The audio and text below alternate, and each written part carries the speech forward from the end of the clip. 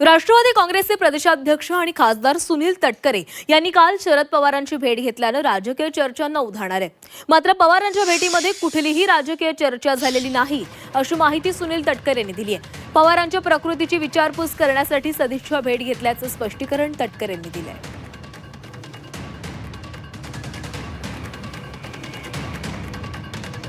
देशाचे नेते असलेले आदरणीय पवार साहेबांची तब्येत अलीकडच्या कालावधीमध्ये ठीक नव्हती। अनेकदा ब्रिजकांडीमध्ये तपासणीच्या निमित्ताने साहेब त्या ठिकाणी दाखल झाले होते। त्यामुळे गेले काही दिवस त्यांच्या भेटीच्या संदर्भामध्ये संपर्क करण्याचा प्रयत्न होताच मधल्या कालावधीमध्ये होत होती। त्यावेळेला मी दौऱ्यावरती होतो, आदरणीय साहेबही दौऱ्यावरती होते। साहेब गेली 6 दशकं देशाच्या राजकारणामध्ये एक महत्त्वपूर्ण भूमिका बजावत आहेत। आम्ही साहेबांच्या नेतृत्वाखाली दीर्घकाळ त्या ठिकाणी काम केलं। त्यामुळे तब्येतीची विचारपूस करणं, सदिच्छा भेट देणं ही संस्कृती आहे।